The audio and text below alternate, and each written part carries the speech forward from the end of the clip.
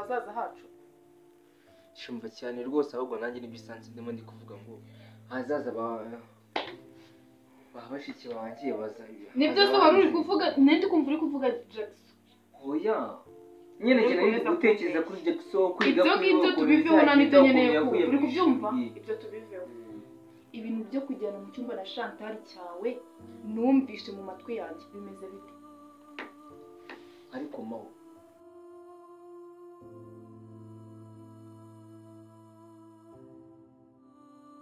Nuyu Nelson ashaka koneza bushiki wanjye. Na soni. Uri kuvuga ngo iki? Nyine uri kuvuga ngo. Ndi kuvuga. Uvuze ngo iki? Ntacyo ndi. Ngiye ndi kukubaza ibintu uri kuvuga. Kushaka umutwe. Mani biri seriye. Kushaka biri seriye. Nukomeze kuriye kandi kunyena. Ni wowe ndimo ndavugana nawe uri kubyumva neza. Nese kuri kunkubita kandi habaye iki? Uri wakubitwa se? Ndi David wagiye wiyubaha. Niyubaha gusebite. Basi sujye umenya ko ari we mukuru hano. None ngiye urukona afite igisuzuguro. Gute nyine witwara nk'umwana ufite mu mutwe atekereza se? Ariko njye ntabwo ndi kubyumva. Ariko hari menya hari ibintu numvisha ari tugikemure nta kibazo. Icyambere ubundi unyambara imyenda nkande. Mbese si tubundi uri mushiki wanjye wa musaza.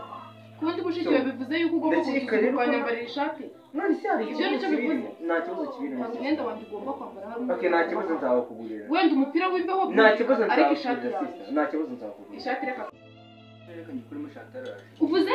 Inde? Chantal. Ongera usubiremo iryo zina neza. None se hari ikibazo kuvuga Chantal?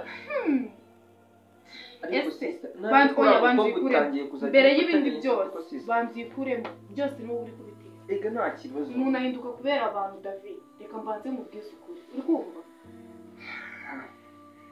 Chantal! Witonze kumuhamagara igihe cye nikiragera cyo kumuvugisha. Nyine David. Akira no kubona kandi wabuze kunyemisera nta kibazo. Banze umbwire. Uratekereza? Egute. Basi se ujye ushyira mu gaciro cyo ngo utekereze kwa zaza hacu. Shumva cyane rwose ahubwo nanjye nibisanze ndimo ndi kuvuga ngo hazaza bashiki banjye baza. Nibyo se wari uri kuvuga nende kumva uri kuvuga Jackson. Oya.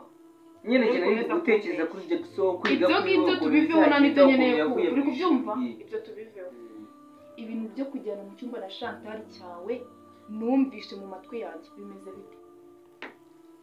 Ariko mawo nawe uko warabyizeye ahubwo se bwo ninde wabikubwiye ko ese nawe urabizi? Ninde wabikubwiye? Ngo nguke nabura mbibwirwa nande? Nyine nawe koko nyine sibye n'abantu muri uru rugo no hanze yabo nagenye Chantal bimenyekanye. Banze umbwize ukuri. Nibyo sibyo nibyo nshaka kumva. Ushaka umusobanurire? Nibyo sibyo. Reka musobanurire ngiye ngo ubisobanure byuzuye. Sibyo? Wabanshije ukansubiza se niba ari byo cyangwa atari byo. Basi nkiyakira nkamenya yuko umva David wimbeshya. Iti kimenyetso uri kubyumva neza. Kiyese kandi Chantal ubundi ase ubwo ninde wabikubwiye? Chantal wamukuye wabikubwiye kugira ngo Chantal agere hano wamukuye. Umva rero kamubwira muganditse. Chantal yarani mu bibazo bikomeye cyane pe. Ni Kanani wamutoraguye. Kanani yaragiye aramutoragura. Kanani se umuzi se? Yaragiye aramutoragura. Turahura kubera ko Kanani we yaragiye hanze adafite nyine aho kumushyira kandi atamusiga mu rugo wenyine. Arambwira ngo bamufashe mu gihe mwe mubonanye igihe gitoya Kanani nava hanze azamushakira akazi. Ko yavuye kujya ataje kumutwara. Oya se kandi mubwira ko yasigaye yahise agira impamvu z'akazi zindi zihutirwa asubira. Rero nahanga aho yavuye. Ndashaka kandi nyine kuza akabanga muri uyu muryango. Ntabwo ari cyo kibazo rero. Ibyo byo mu cyumba. Ese kubambwiye ngo witwaje etide. Iyi myaka ishize uvuye mu ishuri urayiyobewe. Chantal agira hano yigeze atubwira ko wiyigaga aho yabaga asahuka. Ariko mpamubwiye nawe ushyira mu gaciro sibyo? Kandi ndabizi ko kari wowe muntu nyine ukunda nyine kumva nyine ibibazo ewana cyane sibyo? Nawe ushyira mu gaciro. Uko ubibona njye nafata Chantal nkamujyana mu cyumba ngo tugiye gukora etide. Yesu ubu Jackson arakubeshyera. Chantal ako se subizi ko hari harimo n'icyumba cy'ibyombo. Gatese sara. Njye naramuhamagaye Chantal umva. Ako se kubizi Jackson nageze turumvika. Ko niyo njanga biriko bambwira ngo iki n'ibiki ngo Chantal. Ibintu wari uri kuvuga mu kanya uri kuvuga ngo Jackson gashobora kuba yaraguteje abasista bawe ni ibiki? navuze ngo Jackson kuba yavuye mu ishuri ashobora nyine kuba yaragoye ba sister bakaza simwega mu mufurira none wese nitugufurira nyine wewe nitugufurira nyine nanjye muramfurira ariko nyine nge navuye mu ishuri mfite aho ni umva nigishije ariko se Jackson kuba ngana kuriya witonze nawe mbere nako wari ufite kandi nawe ejo cyangwa ejo bundi yakabona amahirwe ntabwo yakabona se ngana kuriya nandaga umuntu afite azayifata rya ni wayifashe se igihe nikigera azayifata ndashaka ko asubira ku ishuri nicyo kintu usanze bigutekereza ibyo ngibyo nge nubwo ntikeneye kubyumva urumva afite uburenganzira bwo kwiga abishaka atabishaka akabyihorera agashaka ikindi akora cyangwa akajya mu myuga neza ubwo yakora gusa nyine reka mbanze nkubwire David sumakaniye ibyawe mu cyumba na Chantal subimakaniye uyu yaragiye kuzana ibyumba mu cyumba cy'ibyumba noneho ngiye yaragiye gusura ibyumba umunsi nabifatiye icyo kintu kucyumva se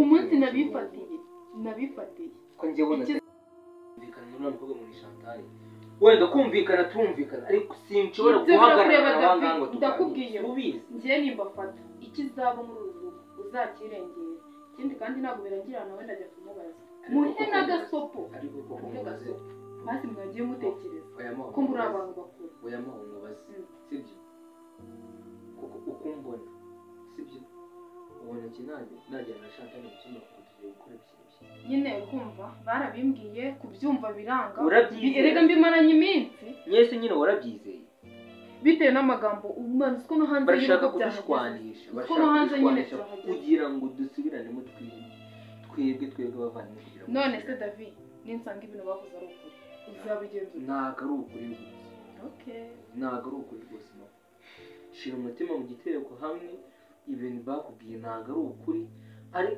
ariko nyine nge ndashaka kubicaza nk'umuryango hamwe tukabiganira tutari kumwe n'urambaga ngo ni Chantal nimba murashaka ko anagenda agende pe oya Chantal kuba ari hano nta kintu atubangamiyeho mani nta nubwo nyine atuma dusesagura nk'ibintu bitari bisanzwe sabafasha se nyine aradufasha pe kandi ntabwo amuryanye se akazimuka kamuka kandi nta nubwo tumuhemba ariko reba kandi n'ubuzima yanyuzemo natwe ejo cyangwa ejo bundi twabunyuramo bajya kwambura imyenda mu cyumba bakamuterera ngo akira agenda ako gasuzuguro nako tugomba kugaca kuko ukwezi iyo kuzuye ntabwo tumuhemba kandi uriya mwana niba koko ibyo wambwiye njye ndashaka kubicaza hamwe n'umuryango nkabaganiriza ariko reka mubwire ikintu njya gukora wenda ndashaka kubicaza njye nkabaganiriza nk'umuryango tugafata umwanzuro w'iki kibazo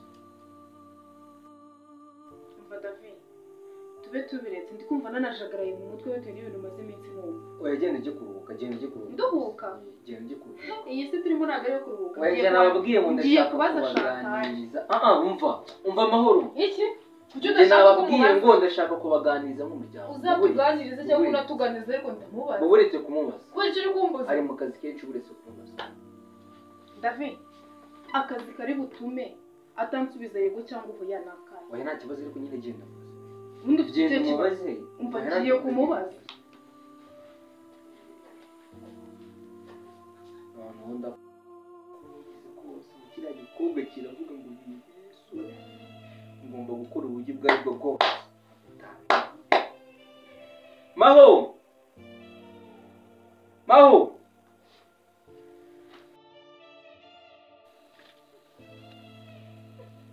Chantal umva Chantal umva reka umeze biki meze neza Chantal umva reka mbwire mbabarira niba ushaka kuguma ahangaha nimba udashaka gusubira aho uvuye aho Kanani yagukuye mbabarira mahoro agiye kuza akubaze ibintu twakoze uri mu kumubwira ngo twarabikoze uragenda kandi n'ugenda ubwo nibwo urabuhombye agiye kuza dore ubu ngubu gusinza hanagiye na mumwe n'ibyo kugize mahoro yakugize mbabarira rwose mbabarira sibyo ntago mbabarira rwose mubwire ngo oya mubwire ko nta kintu cyabaye ko nabwiye ko ugiye kuzana ibyombo mbabariye Chantal mbabarira nimba udashaka gusubira hariya ntago mbivuga ntago nabikora uratetse se gira bavutuze ibyo bakereka musiga nanjye nta kibazo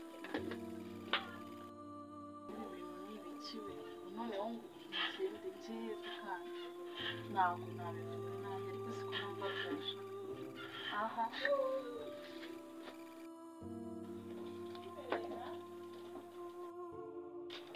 Chantal karame uri mu biki ndi guteka byo guteka se ngiye ndeba Chantal umeze meze neza amakuru yawe amakuru ni meza hari ikintu nshaka kukubaza nzo ndaza ndagusuka ibintu ndi kumva se muri runo rugo nibyo ibiki se kandi wowe kuri kugira nkaho nawe ntabyo uzi ntabyo nzi ntabyo uzi kuva ryari we na David mujyana mu cyumba se njyana nawe nzi koko ntabwo nigeze njyana nawe mu cyumba bivuze ngo Jackson Gatesi ni ibintu bitoraguriye ntabwo byigeze bibaho ntabwo mbizi nimba byarabaye nta naho nigeze mpurirana ariko se ko mwese murimo murabyirengagiza byakozwe nande nyine byakozwe nande gusa nyine pe ibyo bintu uri kumva n'ibiwa kuko nta byigeze bibaho ntabwo byigeze bibaho byigeze bibaho cyangwa usha David yaje yanshunze ananga kubikubaza arakubwira ko no mu gikoni ntabwo ntacyo nigeze ambwira ntabwo ndanabona umva rero Chantal wenda sinzi kubera yuko narabyumvise ngiye birananungura kuko njye nabonye uri umwana witonda utagombye kujya muri ibyo bintu ntabyo nakoze ariko ni umuntu abigerageza cyangwa nkabifatira njyewe ubwanjye nkamenya ko ari byo ibizaba na David nabimubwiye mufite ibibazo gusa ntabwo ndi kwizera neza niba ibintu bambwiye atari ukuri ese kubera ikindi kubikoza ukitwara muri ubwo buryo nise nitware gute twagira ngo hari ikintu biziho ndatanga kwitwara muri ubwo buryo ariko akenshi ntabwo mba nitaye by'ubuzima bwa hano busanzwe pe uri kwita ku kintu iyo akenshi mba ndi kwitegereza ibyo mu rugo kuko ese niyo ubundi bihuje naguciye n'ibibazo mu ibibazo ijambo nk'iyo mba numva ntazi none se ubundi wancira muri make ukuntu wari ubayeho mu rugo nyine muri make kuko nakubwira ko nabayeho nzinduka nyine nkakora ibintu bisanzwe mu rugo naho nyine ibyo ndi kubyumva ngiye ibintu ushaka kumbwira ese wenda ntabwo wabaga mu buzima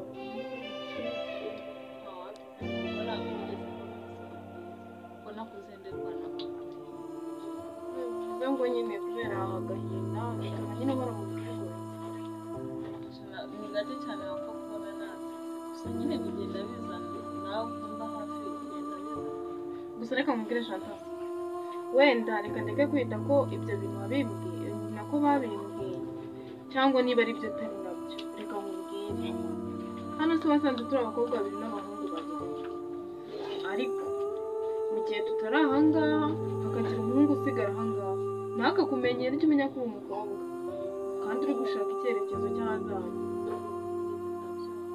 ibintu rero nimugire ibintu mwishora ni ukwangiza ubuzima bwanyu ibyo birabareba gusa nanone mana yanjye ndi kwimagine ibintu wambwiye niba ari byo kuko cyangwa muri kumbeshya ariko urabizi reka mbyihorere bajya bavuga ngo iminsi y'igisambo ni 40 buriya igihe cya nyacyo nikigera niba ari byo kuko nzabimenya niba atari nabyo nabyo ni ibyo ngibyo hasi waguma mu mirimo yawe sinigeze njya no kwa muganga umenye wenda kuriya mu rwego yarangiye mwana uzamfashe uzakira aho ngaho sinamukira abavandimwe be Gatesi se mwana Jackson we yarya penu kandi niwe wanabivuze niwe wabwiye urugo rwose akereka ndeke kwigora ariko ibyo birabareba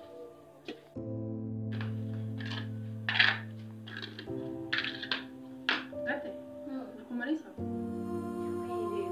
uri kwireba ariko akaga karagwira ngaho sohoka rero kwireba ndetse nkabyara Soko warakaye wabaye. uvange ruze kwireba mu nzu z'abapangaye Nubwo ari warikirawe. Tuza. musuza bibi Gatesi gabanya akavuye Soko warakaye wabaye. sinema mwabiteye Nande kandi ngewe ubinzanye mu. Gatesi byabaye mani biriya bintu ngo byo kujya mu cyumba kwa David na Chantal uzi ko atari byo Sawa nyine. Ninde wakubwiye ko atari byo? ari David yansembeye ari Chantal nawe nuko Ese umuntu ufite amakosa yabikubwira. wowe ufite ikosa waryemera none ikosa ringana uko nguko urumva wapfa kuryemera okay niba babimisha n'ubundi nzabimenya n'ubundi bariya umunsi umwe uzagera ubafate kuko n'ubundi bahora babikora biriya ntabwo ari bishyashya turabizi bitewe n'ukuntu noneho Chantal yari arimo arabibwira mani wagira ngo hari ikintu umuntu ufite icyaha urumva biba bigaragara ntabwo yabihishira ariko reka nkubwire utagira ngo nawe birangiriye hano nindamuka asanze muri kubabeshyira nari na Jackson ntabwo muzongera we kora iperereza ryawe uko ubishaka hanyuma uzatangira guca imanza urumva ari uko wabonye ukuri cyangwa sibuko mbafashe basohotse mu cyumba nakora iki uzi njye babimbwiye birangiye muri zo uzabafata uti hano nuhirirwa uzabafata baba bazi isaha dutahira ngiye gutangira kubatungura njye nta kare ndabizi umunsi umwe noneho nisibishwa ako sigaye ureba ukuntu baba bameze njye mukamenyerewe bazi ngo nazindutse nongere ngaruke kugira ngo wenda nk'ibyumweru bibiri niba hari ababikora koko ntabwo baba batarongera kubikora noneho ndebe ko nazabibonera ariko ninsanga muri kubabeshyera gate nimuzanyira noneho ubwo ninsanga ari ibyo mana yanjye naye nicyo ngiye kukubaza nusanga ari byo uzakora iki tuzabatwika n'ukuntu wakugiraga se tuzabaha umuryango umwe muri ano mazu se basi babanemo babana iki tuzabirukana bagende tuzabijyana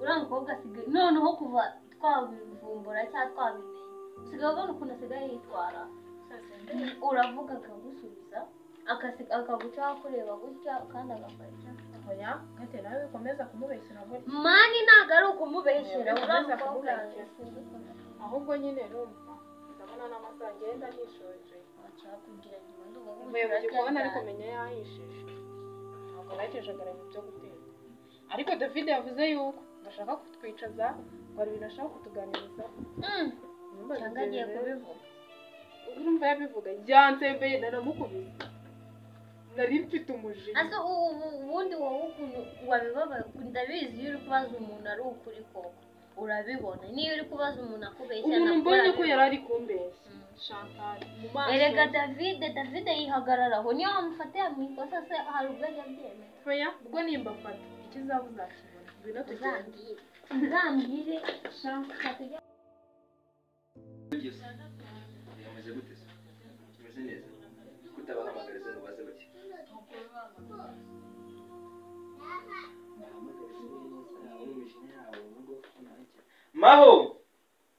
mahoro ngwino urye hamagara na Gatesi ndabizi ko muri kumwe Jackson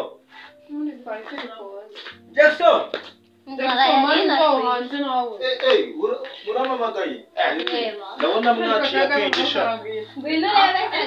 ndabona mwaciye akenge noneho mwazanye ibiryo hakiri kare uri kubinyereka ariko ntugambire niba umuntu azanye ibyo kwicara kuvuga ngo ngende nicarane n'aba bantu babiri none njye ko ushaka ko nicarana nabo genda wicare hariya aho bagira vuba kandi ujye mu Rwanda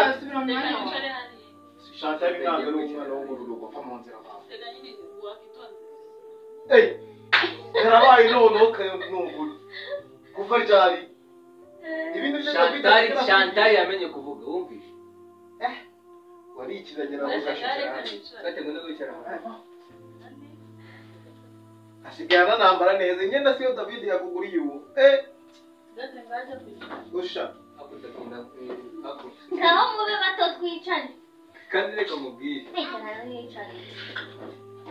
ntabwo negerana nacyo icara aho ngaho ntabwo nanjye nshaka kwegerana n'iyo ibeje icecekera n'iriya ntuzi vuga